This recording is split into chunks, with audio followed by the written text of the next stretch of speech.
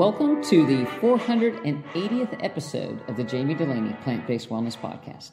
My name is Jami Dulaney, and I'm your host. I'm a plant-based cardiologist and endurance athlete living in Southwest Florida. And it's mango season. So, you know what I'm doing in the morning? I go out for my walk and come home with some mangoes from the trees that we're allowed to pick. So people go up north, and they have mango trees, and so we do a little harvesting. So that's great. We have a few on our own, maybe 30 on the mango trees in the backyard, maybe.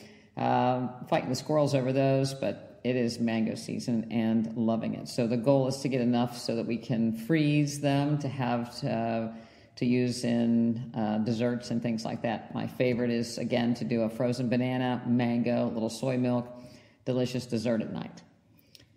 So, as many of you know, my race calendar for this summer includes Leadville Silver Rush 50 and Leadville 100. So we went to Leadville this past week to do a little bit of reconnaissance work and check out the courses and to see if my ankle is ready to rock and roll for these big mountain races.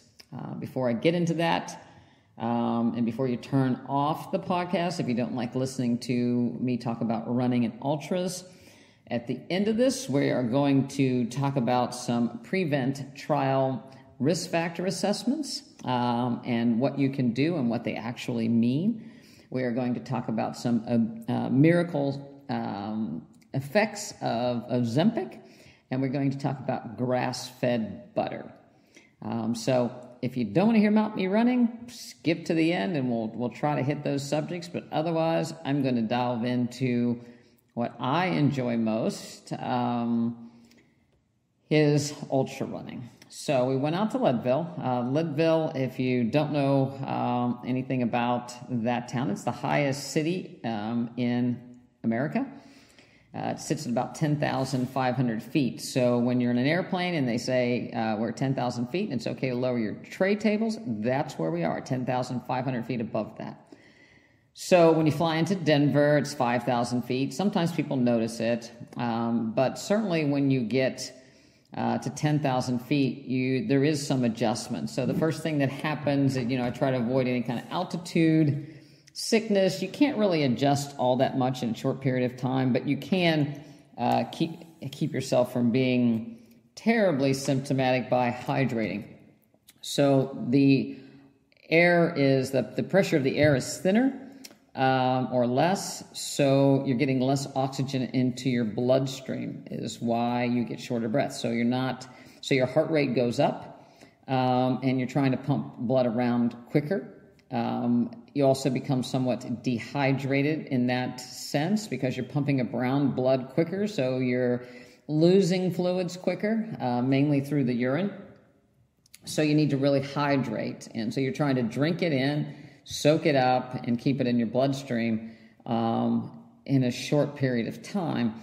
You can't just suck down a bunch of water because that's not healthy either. That can actually play with your electrolytes a little bit, so you got to be a little bit smart about it. But again, time is of the essence, so as soon as on the airplane, when you're traveling and you're flying, you tend to lose fluids as well, so a lot of times, I won't drink and I'll try to catch up, but I did try to drink on the airplane. As soon as we got off, we drank fluids.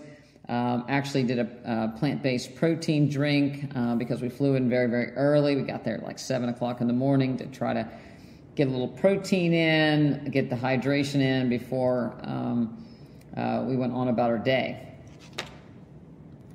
So the Leadville 100-mile race is out 50 miles and you turn around and come back. And the most difficult section is billed as being over the Hope Pass, so over Hope Mountain, but the pass in between Hope and probably another mountain that I don't know, but you climb to about 12,500 feet. So when you start at one side at a place called Twin Lakes and you climb up over Hope Pass, it's 4 or 5 miles, and then down to the other side, another 5 miles or so, into a place called Winfield, which is an old mining town that's an old ghost town now because it's it kind of disappeared with the silver mine when the silver mine rush went away. So that's built us the hardest part, and our original plan was to actually go up and over and back over, which would have been 26 miles. So that was the original plan. Didn't happen. But the first day we did a little bit of driving around to try to see where the ultra marathon course comes out.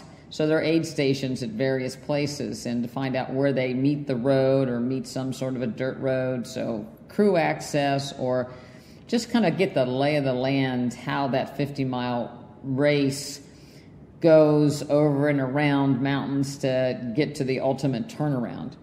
So the first part of it is around the lake called Turquoise Lake, and so we checked that out. It was very pretty.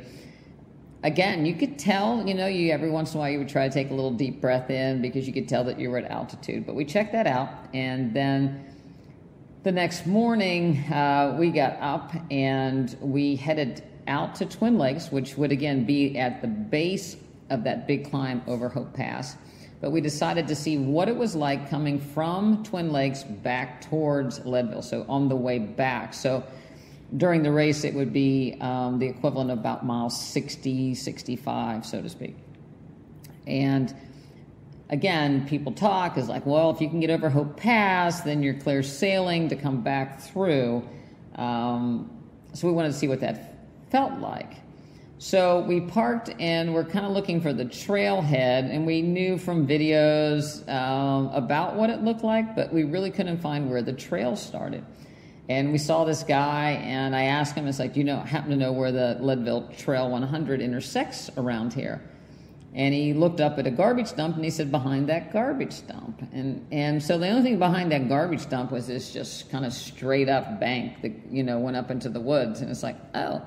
And he said, yeah, and there's where the bear comes down every night. So we laughed, and we went behind the garbage dump and went straight up the hillside there, and we did find the road. So it's like, great, we found the road.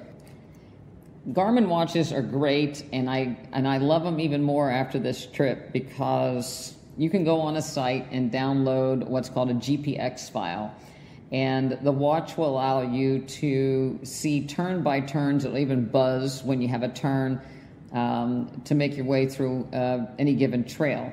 And because you're out of cell phone reach, makes it nice to be able to download it to your watch, and then you can follow the trail so you don't get lost. The last thing we wanted to do was get lost.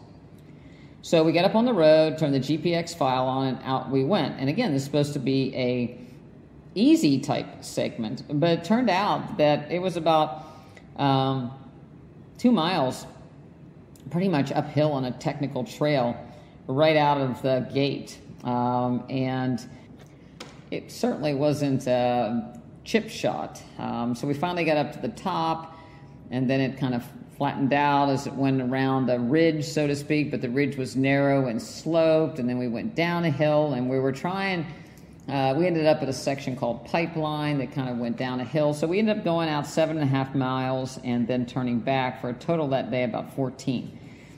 About 9 miles, my ankle was not really happy with the way you're hitting rocks and the slope of things, and it was getting pretty tight, and I actually, stopped to stretch it a few times and was able to complete it, but it nevertheless wasn't very comfortable. And that section pretty much showed us that, we have to come into Twin Lakes on that road, which would be a steep downhill. So when we came back, we went down a steep hill 2 miles into Twin Lakes. You got to be good running technical trails downhill, and you got to be able to run some of this stuff to make the cutoff times. The other funny thing that happened is we got sleepy. So our flight had left at 5:45 the day before, so there was some sleepiness there. But the reality of it is the sleepiness went away with calories because, again, at elevation, not only are you going through fluid, but you're going through calories to try to maintain, it takes more effort at that level. So bumped up our intake. We actually had stopped at the grocery store, got a loaf of Dave's Killer Bread and sun butter and jelly. And then we had our hydration vest. So we had some gnarly electrolyte solution, a couple gels, some sports beans. So that's and water, a liter and a half of water that we were carrying. So carrying more weight than normal, but we had plenty of calories. Also had a rain jacket, also had a filter to be able to filter water if we were to get someplace or get into a position where we needed more water. We never did. Really couldn't get far enough, to tell you the truth. But anyway, so we came back and eating some calories kind of helped that sleepiness and got back in, and that was day one. Ankle was stiff. We went from there to a little town called Buena Vista to get some food. They have a restaurant that has a lot of vegan options, and I'll talk a little bit about that later. But by the time we got out of that restaurant, getting to the parking lot seemed like a very long way for me. My leg was just really, my ankle was just the tendon and everything, the muscles were just really tightening up in my lower leg, and wasn't sure about what was going to happen after that, to tell you the truth.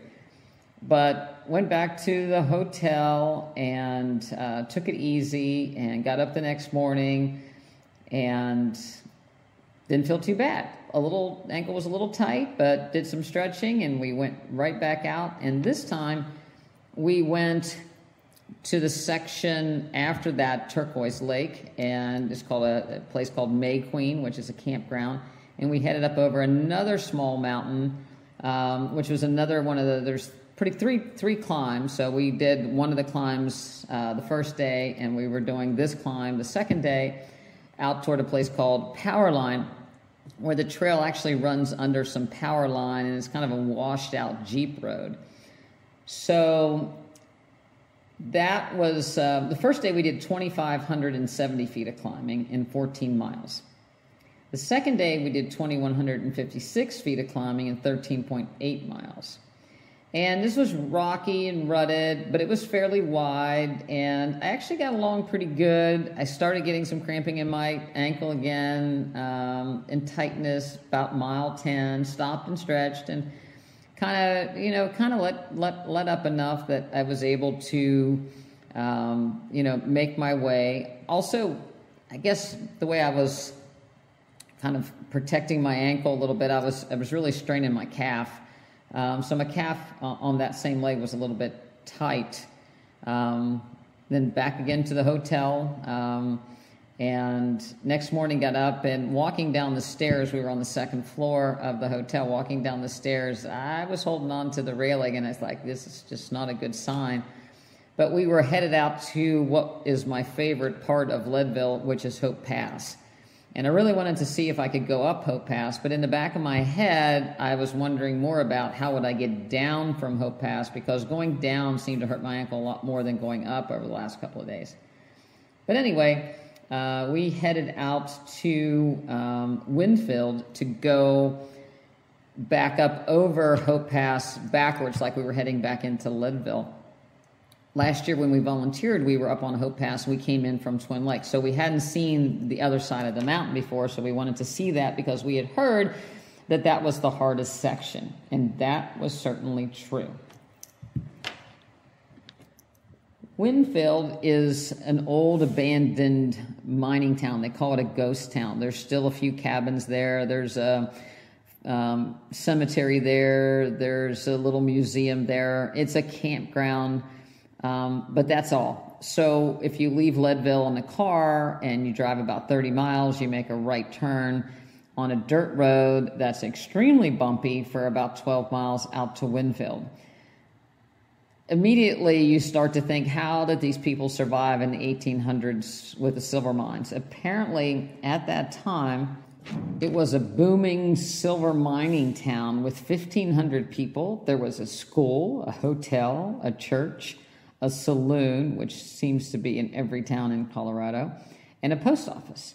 The last time any silver was taken out of there was 1980, and they talked about taking the silver out on a horse stagecoach. Literally, the views were majestic because as you were driving up the dirt road, there was water on the left and then these giant mountains that just projected into the sky to the right. So nothing could be more beautiful, but nothing could also be more raw than in that area. So we found the trailhead and started up. And, you know, at the bottom, you're still in the trees and it's forested, so you're on a trail. We're still using the GPX file, thank goodness, and you're winding our way up. It's pretty narrow, it's rocky, but it's up and up and up. There may have been sections of 10 yards where it kind of flattened out a little bit, but then it would go right up, and you would go around a switchback, and it would just nosedive up again. So I guess not nosedive, but it would go up, you know, just straight up again. We stopped a couple times to catch our breath. We stopped when we met a few people. When you stopped, you actually had to watch how you were standing because it was so steep, it really threw you off. Gorgeous aspen trees, straight up white bark trees. We went across a couple of bridges with water that the rapids were, you know, if you were to classify the rapids, it would be like the water coming off there was at a level 4 or 5, just really rushing and loud, but beautiful.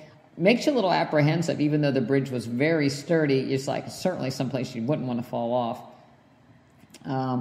And so we climbed and finally came to a clearing. And I knew from videos that there was a section that was rocky, and then there was a section that they talked about scree, and scree is loose rocks. I assume from avalanches of past snowfalls and whatever has brought them down to a certain level from the top of the mountain because there aren't any trees once you get above tree line. So the first section we came across were more like boulders, and you kind of lost the trail because there were all these boulders just like dump trucks had dumped them out of the sky, one on top of the other, all lined up, waist high at some point, climbing through them like pointed stair steps. I don't know how to describe it. You know, we laughed at a couple of times that nobody would believe, you know, what we were climbing over. And, you know, climb them up over the side and then, you know, through some streams. The good thing about rocks in Colorado is they're big enough and heavy enough when you're going through the streams, you can usually step on the rocks and they don't move. We did use poles, and you know, the poles were like extra balance devices. At times I used them like cross-country skis to try to pull myself up through the trail. But we managed to get over that and then into the scree, and then the poles really don't help in the scree because you almost get your poles stuck in all the rocks. So you kind of have to tightrope walk it through there. We saw experienced people kind of hop through there, but really we were tightrope walking there. And what was certainly becoming very apparent was that we were moving at a pace that was way too slow to make cutoffs at Leadville 100, partially because of my ankle and partially because of experience. But we were, to give you an example, climbing at about a 43-minute mile. So 43 minutes to do a mile. And yeah, we stopped and talked to a couple people for a couple minutes, and we stopped up on, when we finally made it to the top of Hope Pass at 12,500 feet, we stopped, we took pictures, we talked to some more people that were also training. But nevertheless, you know, it was 43, you know, even on a good mile, we were still going to be in the 40s the way we were going. On the way back down, you could feel just gravity was pushing you, and it was almost like you're trying to fight gravity a little bit to keep from losing control. The trail was narrow, there was rocks, I mean, it was angled. We had to go back across the scree, back across the big rocks, and so we were really going about 30-minute miles on the way down. The funny part was we came across this woman, obviously training for the race, and she was really trying to run, and she was huffing puffing, and we gave her, you know, thumbs up, doing a great job. And a little bit later we saw a man and two children. There was about a 6-year-old kid in front of him. The dog was off a leash, and the leash was tied around the man's waist, and behind him was a littler kid that he was pulling and had attached to the leash to help pull him up the hill and, of course, to keep him from falling down off of the mountain. And he asked us if we had seen his wife, and he was a little disappointed when we told him where his wife was, because I think he was truly over his head with 2 children and a dog up on this area of boulders. But everybody seemed happy, and they were making their way, and the dog was certainly happy to trade the leash to the child. There were a few snowy sections up at the top. There's probably still, places where there were 2 feet of snow. There were places where it smelled like freshly cut pine trees. Maybe there had been some trail maintenance, maybe from previous avalanches with snow. I think in the beginning of, or the end of May, there was still, it was still impassable in that area. So whatever the reason, it smelled like, fresh cut Christmas trees and new fallen snow in some of the places, and just blue skies, and you could see forever. It looked more like a picture than being there in real life. So I wouldn't have traded going up there for anything. The scree sections and the rocky sections were basically the length of a football field. And then once you got above them, it was these little narrow switchbacks that you would go as far as you could see, only to make a hairpin turn the other direction, go up some more, make a hairpin turn, and keep climbing. The reality of it is we would have to cut about 48 minutes off of that trip to make the cutoffs. We kind of laugh because when you watch the videos of the Leadville 100 race, you see sections that people can stand up and use a GoPro. The sections that, are so steep or technically difficult, obviously they can't use a GoPro, so those are kind of left out of the equation, and only by going up there and experiencing those 3 climbs were we able to see just how technically difficult it was, and it put things very much in perspective as far as the pace that we needed to go to be able to make a cutoff. And again, my ankle was much better on the 3rd day as far as what I thought, because in the beginning of the 3rd day, going down the hotel steps really bothered me. But when I got out on the trail, things did loosen up, and I didn't feel bad. And by the 3rd day, I was feeling a little bit better on going through the rocks and picking my way, picking a line.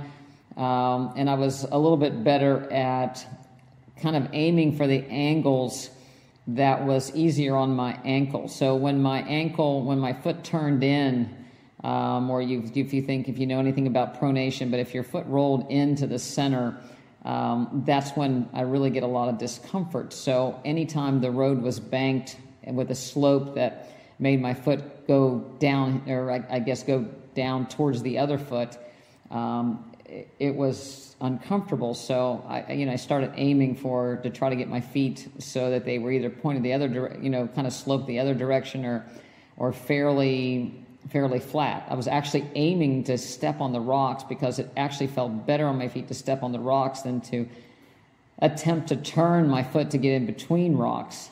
So that became the plan is, go for the rocks, pick a path, and go through it. And that worked pretty good, but not fast enough.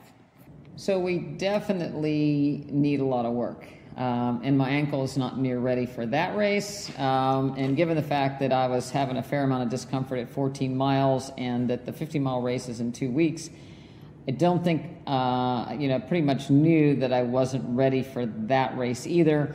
I really don't want to walk it. I want to be able to give it my best effort. So we actually decided to defer both races until next year, so you can, maintain your entry, pay a penalty fee, but still save your spot for the next year, and that's exactly what we did. Disappointing, but somewhat relieved in the fact that, I'm not going to hurt myself to the point where I have to take an extended break off. And now we know what we need to do to prepare even more than before. Obviously, we knew the elevation and the distance, but a lot more strength work, a lot more speed work, because when you go up to elevation, you lose time, and you lose your ability to maintain the same pace. So we've got a pretty good idea what it takes, or what we're going to need to be able to judge ourselves to be ready for next year. So what do we eat while we're out here in the middle of nowhere? I alluded before that we got the sun butter, which is sunflower seed butter, sold everywhere, and jelly sandwiches, sports beans, gnarly. The company Bobo makes an oat bar that has some PB&J in that. We had that.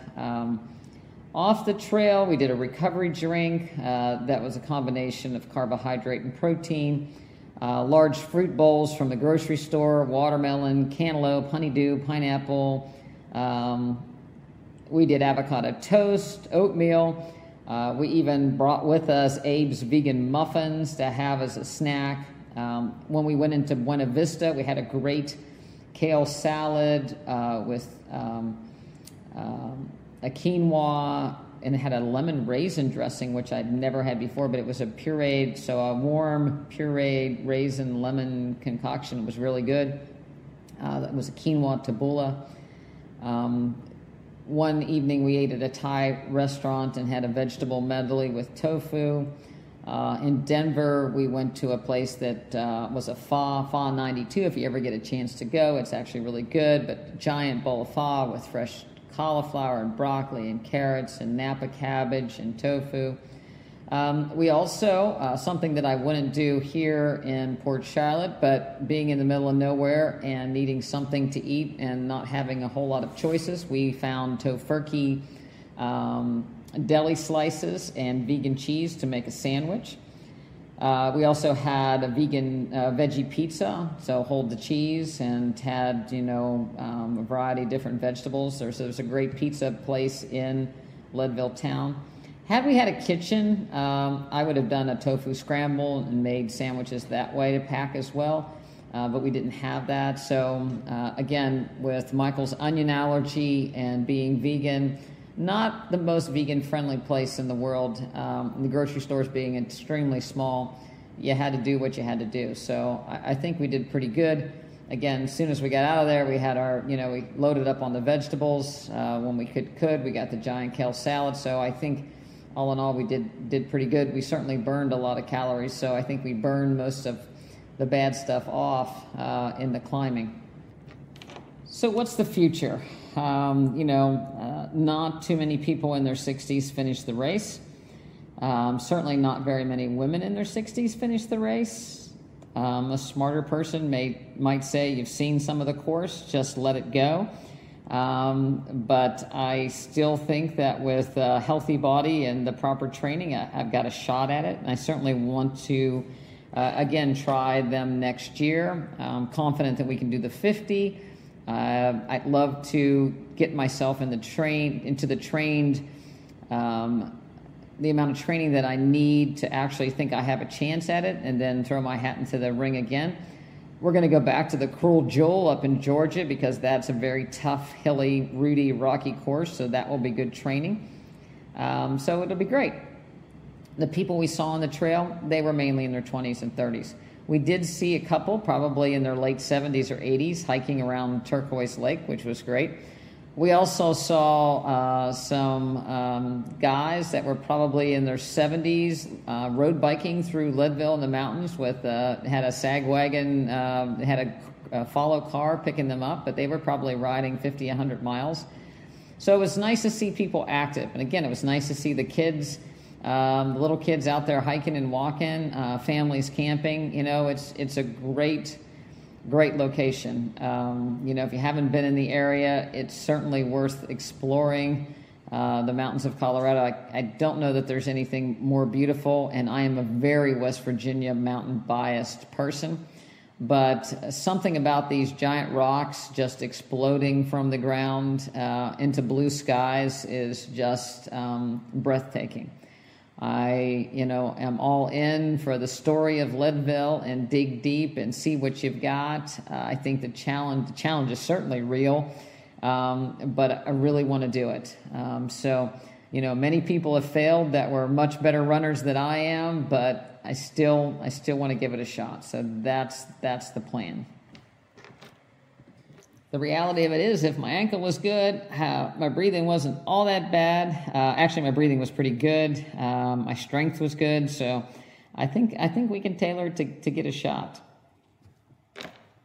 So when we were sitting at the hotel getting ready to having a cup of coffee and a banana getting ready to leave for the airport in Denver, the news channel was on, and they had their medical correspondent, Dr. Siegel, who has been on the TV for ever and ever and ever since I can ever remember putting on Fox News and seeing him. But Bernie Siegel was talking about the miracle drug Ozempic and how there are now Ozempic babies because people are actually having babies that couldn't have babies before, and how inflammation and arthritis was getting better with Ozempic.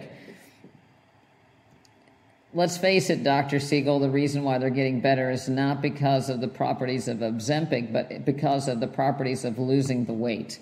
So if you lose weight, you lose inflammation. Fat cells make inflammatory proteins. Being overweight is a very large risk factor for infertility and polycystic ovary disease. We know people that adopt a plant-based diet can reverse polycystic ovary disease as well as endometriosis. But certainly getting rid of weight goes a long way to helping those conditions.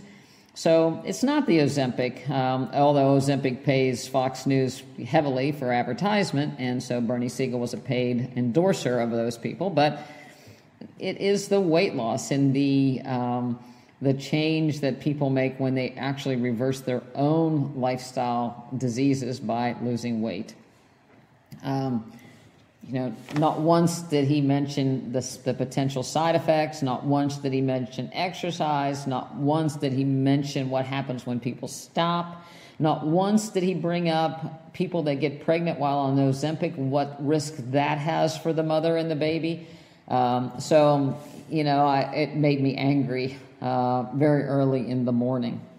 The reality of it is, even if you lose the weight, you become a thinner, out-of-shape person with no muscle mass. So exercise is very important.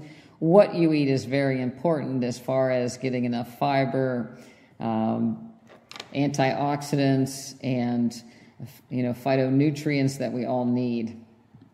The last podcast, I talked a little bit about the study in the Journal American Medical Association looking at cardiovascular risk factor assessment and showing that probably a lot less people need statin therapies than what has been purported in previous studies.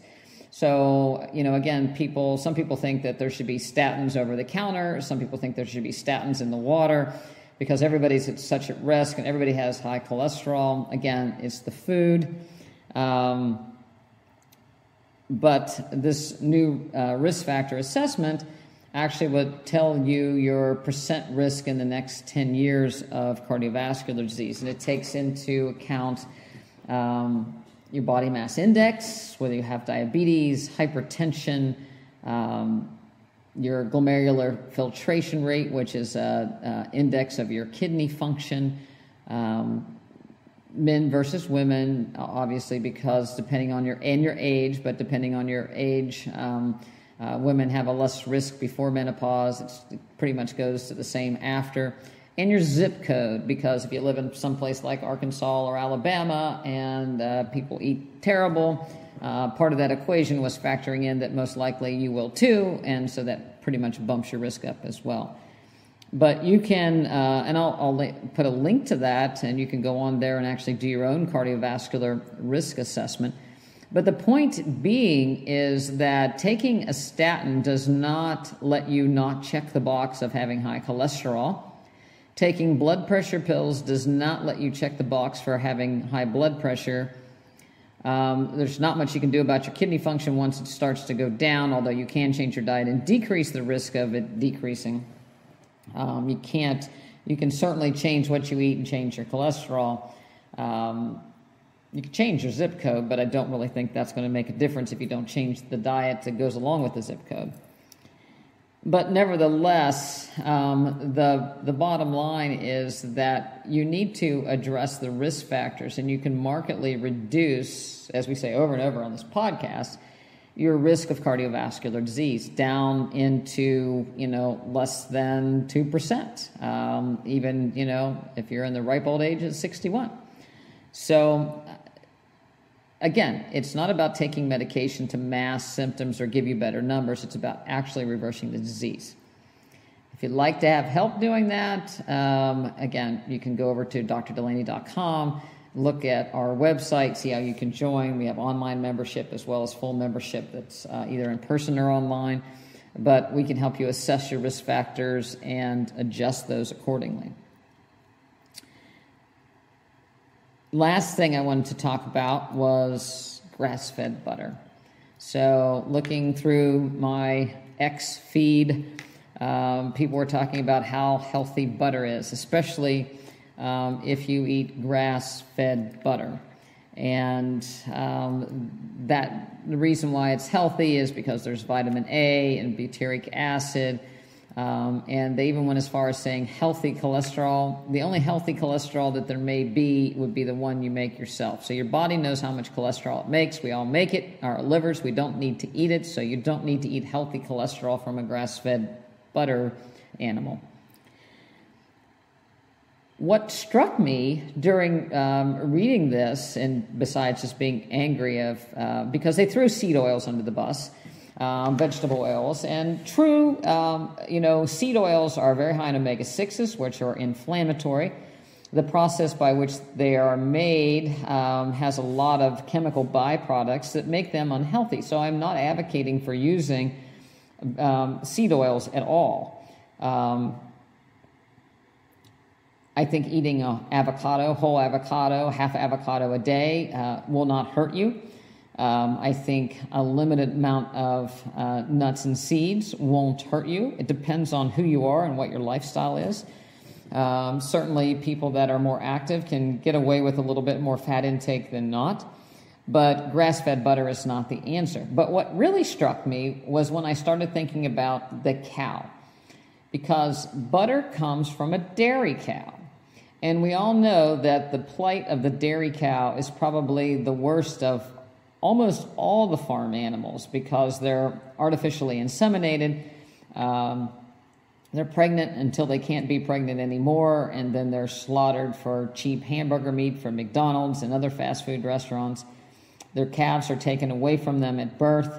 That most of the calves are into veal if they're not females, so the male calves become veal. They're tied to a box so they don't move, so their meat becomes, continues to be very white, on and on and on.